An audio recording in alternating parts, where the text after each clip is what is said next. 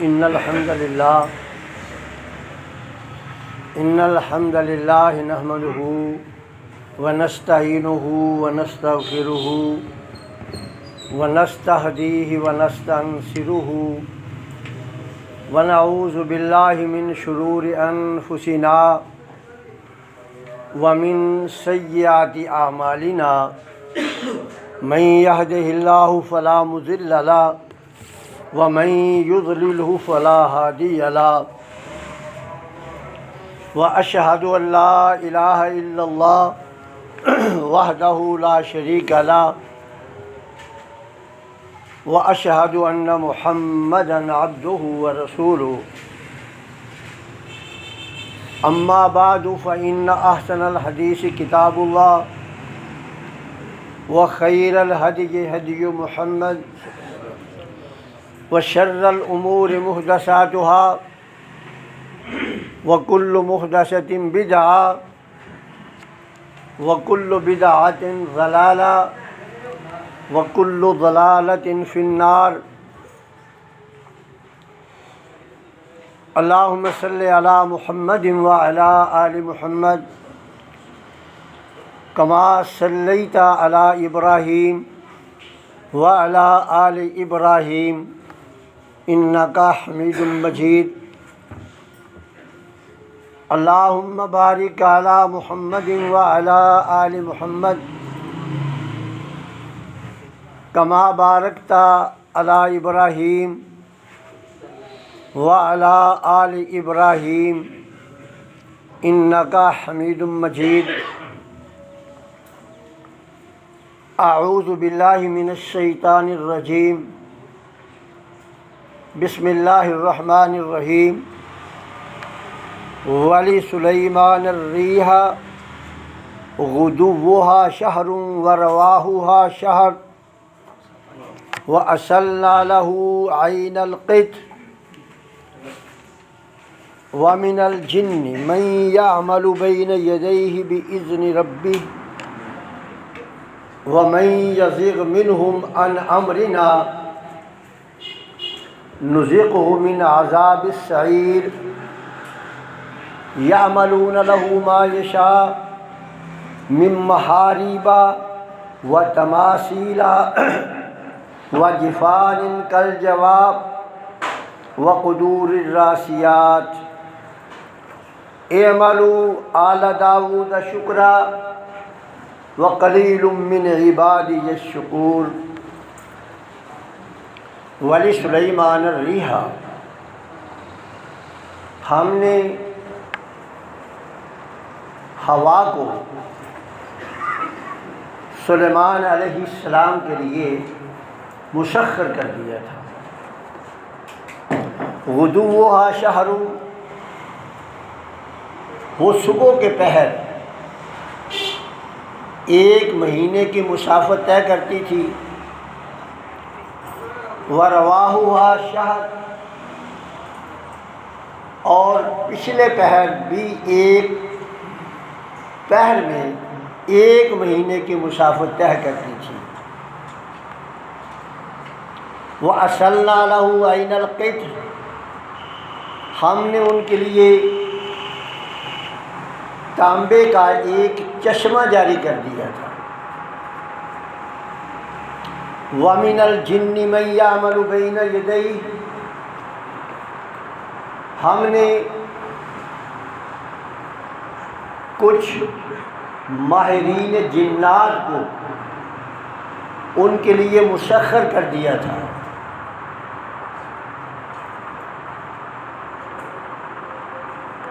وہ اللہ کے حکم سے ان کے سامنے سلیمان علیہ السلام کی نگرانی میں کام کرتے تھے۔ وَمَنْ يَزِغْ مِنْهُمْ عَنْ أَمْرِنَا، اور ان جنات میں سے جو ہمارے حکم کی عدولی کرتا تھا، نُذِقْهُ مِنْ عَذَابِ السَّعِيرِ، ہم اسے آگ کے ساتھ سزا دیتے تھے۔ یعملون لہ ما یشاء من محارib، وہ جنات حضرت سلیمان علیہ السلام کے لیے آلات حرب تیار کرتے تھے، و تماثیل، اور دشمن ممالک کے جو حساس مقامات ہیں ان کے نقشے بناتے تھے، وجفان کل جواب،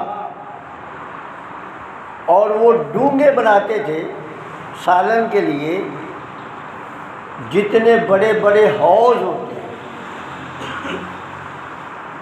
وقدور الراسیات، اور دیگیں بناتے تھے اتنی بڑی بڑی کہ جنہیں ایک جگہ پر نصب کر دیا جاتا تھا۔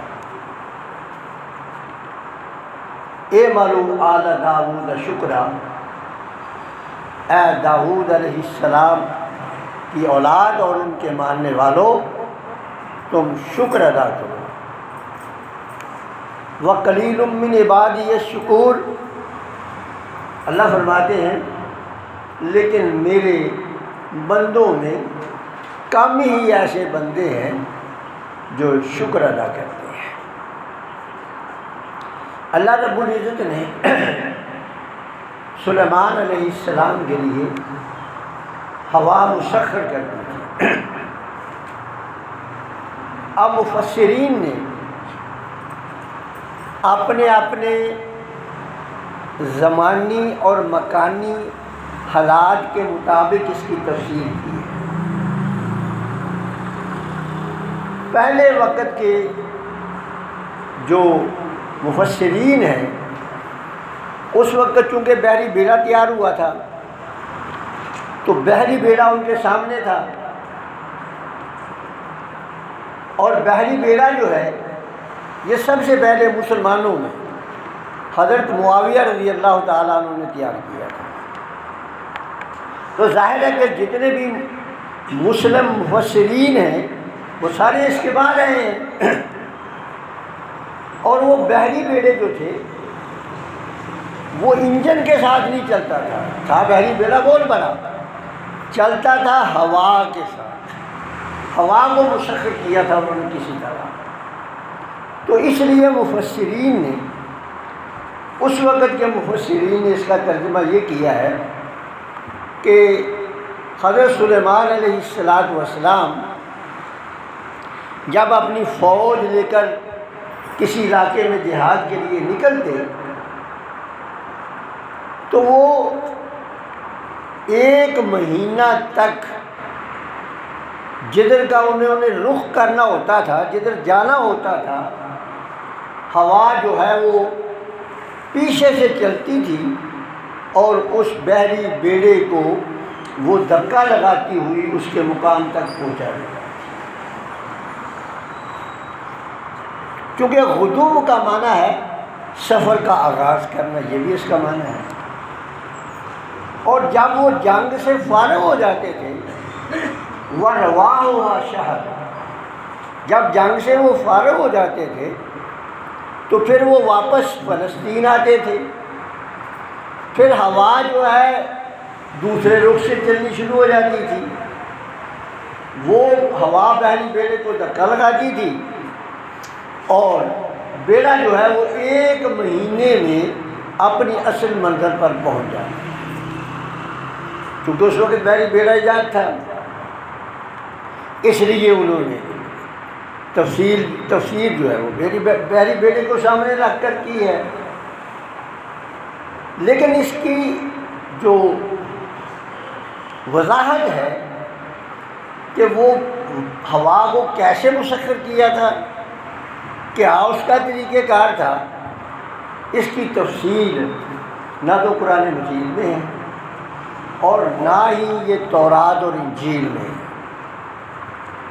تو بہرحال عین ممکن ہے کہ ایسا بھی ہو۔ آج کے دور میں اگر ہم اس کی تفسیر کریں تو پھر یہ کریں گے کہ حضرت سلیمان علیہ السلام نے جنگی طیارے تیار کر رکھے تھے، اور وہ 3 گھنٹوں میں، چونکہ ایک پہر 3 گھنٹوں کا ہوتا ہے، وہ 3 گھنٹوں میں 1 مہینے کی مسافت طے کرتا تھا جنگی طیارہ۔ اب ظاہر ہے کہ یہ جو طیارے ہیں، ان طیاروں میں بھی ہوا کو ہی مسخر کیا ہوتا ہے نا، ہوا کو مسخر کر کے یہ طیارہ چلتا ہے نا، طیارہ اپنے آپ کو نہیں نہ اڑتا کہ اپنے آپ ہی اڑ جائے بغیر ہوا کو مسخر کیے۔ اب ہم اس لیے تفسیر بھی کر سکتے ہیں کہ انہوں نے جنگی طیارے تیار کر رکھے تھے، اور یہ ناممکنات میں سے نہیں ہے۔ آپ دیکھ لیں، میرے خیال آج سے کوئی آپ 55-60 سال پیچھے چلے جائیں تو عموماً لوگ جو ہے جو حج پہ جاتے تھے وہ بحری جہازوں کے ذریعے جاتے تھے، کیوں؟ جیسا ہی ہے۔ اور بحری جہاز کراچی سے یمن تک پہنچتے 8-10 دن لگا دیتا تھا۔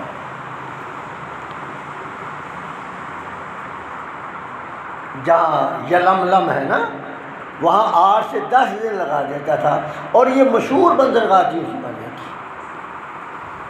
اب ظاہر ہے پھر اس کے آگے بھی سفر تھا۔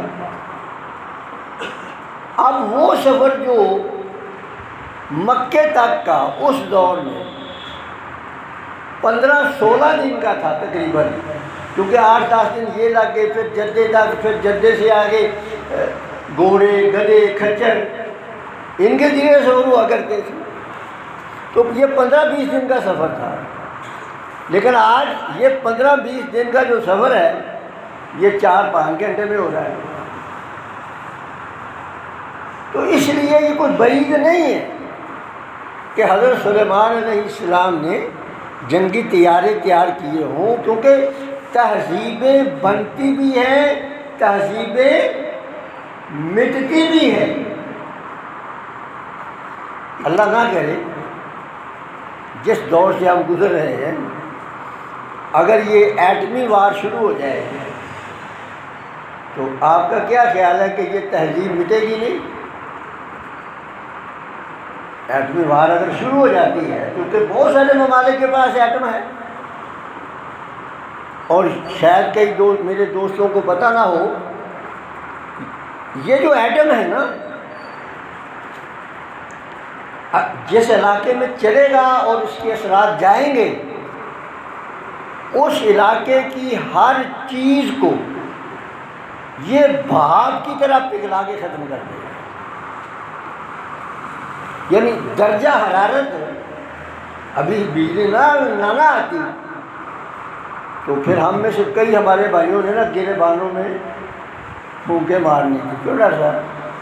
اور درجہ حرارت جو ہے زیادہ سے زیادہ 34 یا 35 سینٹی گریڈ تھا، 34 یا 35 درجہ گریڈ تھا۔ تو 34-35 درجہ گریڈ میں ہم نے یہاں مارنی تھی ڈھونڈ کے۔ اور اگر یہ ایٹم چلتے ہیں تو جس علاقے میں چلیں گے اس کا درجہ حرارت جو ہے وہ 40,000 سینٹی گریڈ کے برابر پہنچے گا، کم از کم نہیں پہنچے گا نا۔ اب آپ خود اندازہ لگا لیں کہ 34-35 درجہ حرارت، اور اگر یہ بڑھ کر 45-46 ہو جائے تو اموات واقعہ ہونا شروع ہو جاتی ہے۔ 45-46 اگر یہ درجہ حرارت یا اس سے کراس کر جائے، اس سے آگے بڑھ جائے تو مواد واقعہ ہونا شروع ہو جاتی ہے۔ اور جب یہ 40,000 اور مزید چل گئے، پاکستان بھی چلا دے، اس کے بعد پھر آپ کا جو ہے شمالی کوریا چلا دے، اسرائیل چلا دے، امریکہ چلا دے، فرانس چلا دے، برطانیہ چلا دے، یہ تو ہو سکتا ہے 50-60 ہزار تک درجہ حرارت پہنچ جائے۔ پھر کیا بنے گا؟ تو یہ تہذیبیں ختم ہو جائیں۔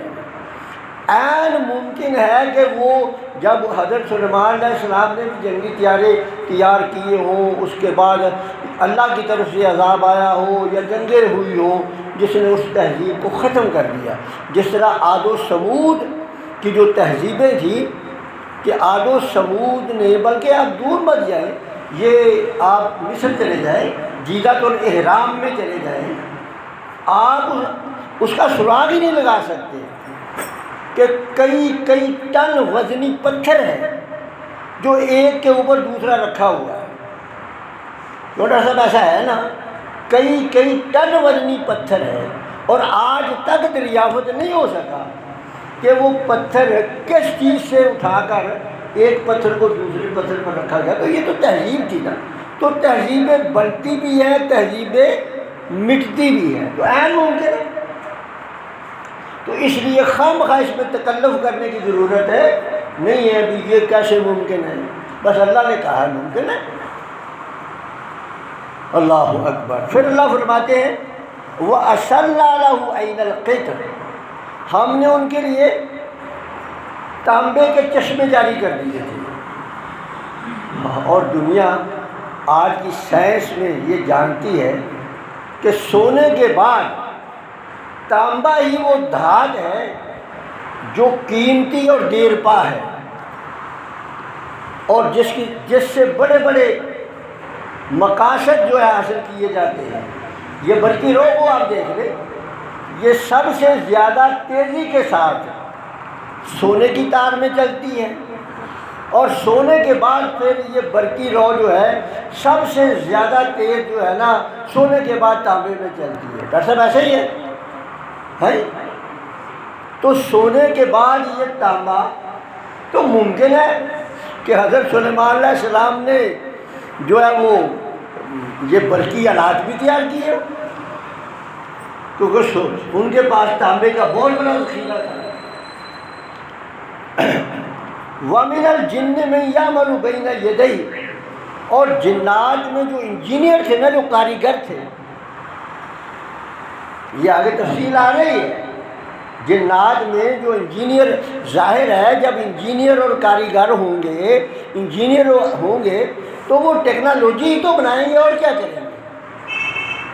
وہ کیا کرتے تھے؟ بِإِذْنِ رَبِّهِ، اللہ کے حکم کے مطابق حضرت سلیمان علیہ السلام کی زیر نگرانی کام کرتے تھے۔ اور فرمایا وَمَن يَزِغْ مِنْهُمْ عَنْ أَمْرِنَا، اگر کوئی جن حضرت سلیمان علیہ السلام کا حکم ماننے سے انکار کرتا تھا نا، فوراً ایک آگ کا شعلہ آتا تھا جس سے اس جن کو سزا دی جاتی تھی۔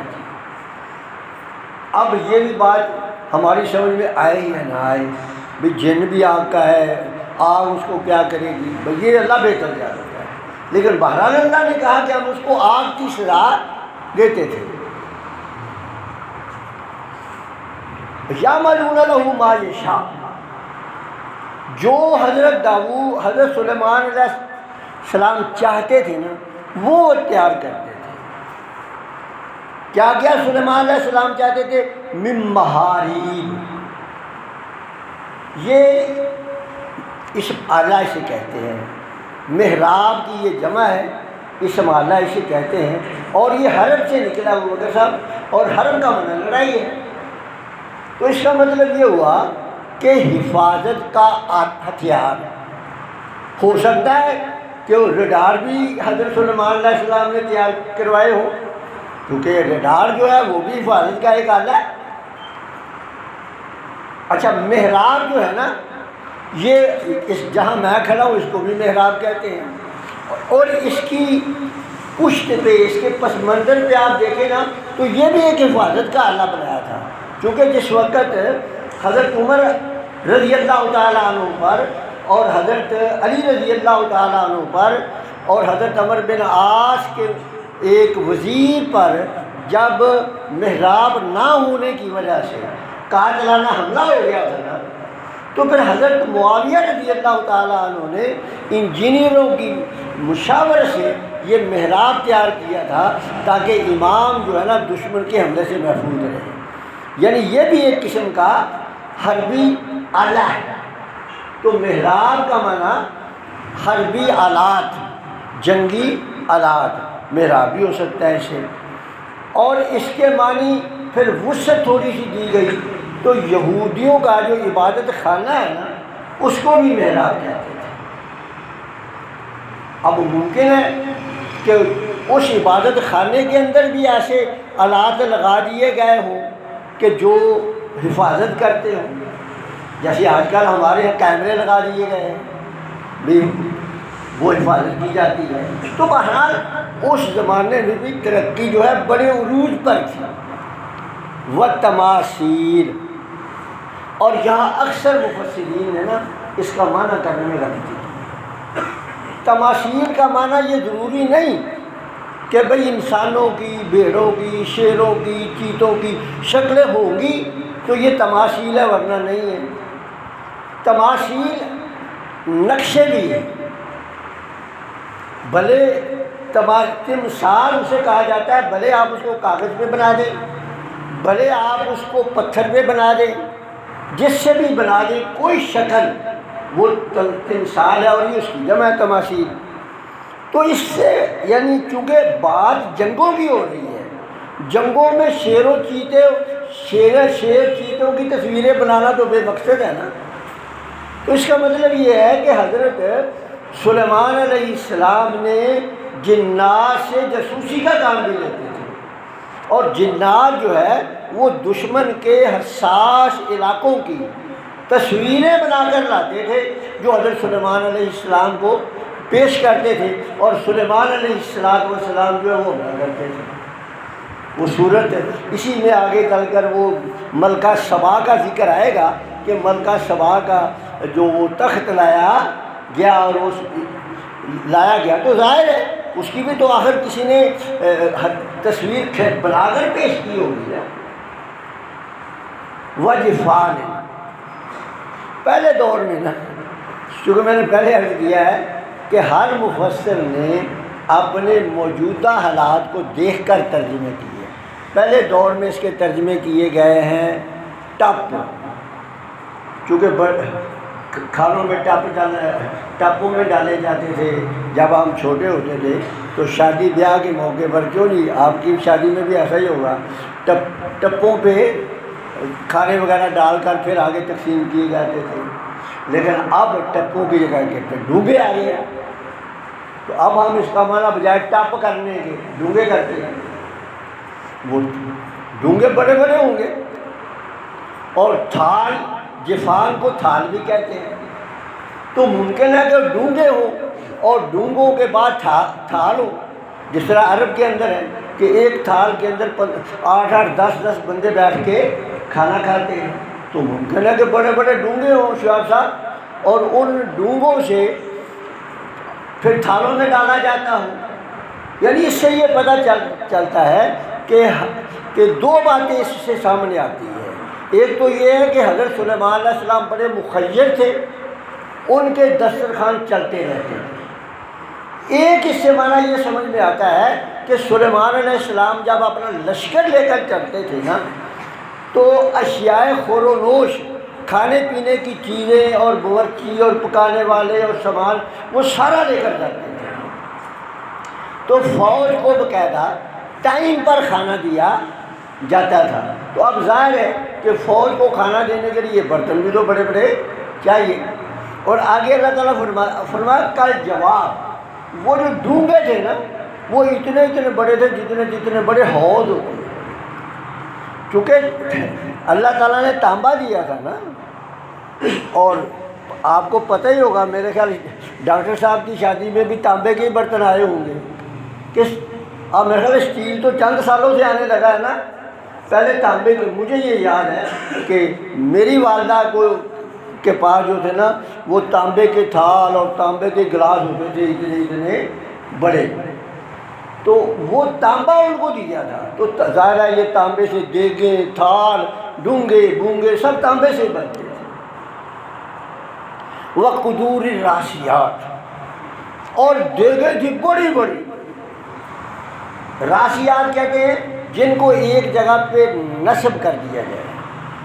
آپ نے کبھی کراچی میں جو گئے ہیں نا، تو بندرگاہ میں اگر آپ نے دیکھا ہوگا، راسیات کہتے ہیں لنگر انداز کو، جہاز کو کھڑا کر کے نا تو بڑے بڑے نا وہ لوہے کے ہوتے ہیں، ان سے باندھ دیتے ہیں ادھر بھی ادھر بھی، پھر جہاز چلتا نہیں ہے، اور جب جہاز کو چلانا ہوتا ہے تو کھول دیتے ہیں۔ تو اس کا مطلب یہ کہ وہ دیگیں اتنی بڑی تھی کہ وہ ایک جگہ پہ نصب کر دیتے تھے، جہاں انہوں نے پڑاؤ ڈالنا ہوتا تھا وہاں نصب کر کے اس میں کھانا پکاتے تھے۔ آخر میں اللہ تعالیٰ فرماتے ہیں کہ اے معلوم آل داؤد شکرا، کہ اے آل داؤد دیکھو ہم نے آپ کو کتنی نعمتیں عطا کی۔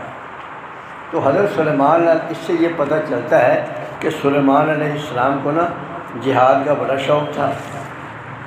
سلیمان علیہ السلام نے کہ تینوں جنگیں ثابت ہے قرآن سے، بھلے اشارتاً ثابت ہے یا صراحتاً ثابت ہے یا دلالتاً ثابت ہے، پیدل فوج بھی ثابت ہے، سورۃ نمل میں تذکرہ ہے، اور یہ جو میں نے آج آپ کو ایسے سنائی ہیں اس سے بحری فوج کا بھی استدلال کیا جا سکتا ہے اور نیوی فوج کا بھی استدلال ہے، اس میں سے کیا جاتا ہے۔ تینوں قسم کی ان کے پاس ہے، تینوں قسم کے وہ جہاد تھے، اور جب وہ پیدل چلتے تھے، یعنی پیادہ فوج جو چلتی تھی وہ گھوڑوں پہ چلتی تھی، اس کا ذکر سورۃ صاد میں ہے کہ انہوں نے جو جنگی گھوڑے تیار کر رکھے تھے وہ ان کی جب ان کی دوڑ لگاتے، ان کو تسمیر کراتے، ان کو جب تربیت دیتے گھوڑوں کو بھاگنے کی، تو پھر جب گھوڑے بھاگ کر واپس آتے تو پھر ان کی گردنوں کو اور ان کی ٹانگوں کو تھپکیاں دیتے۔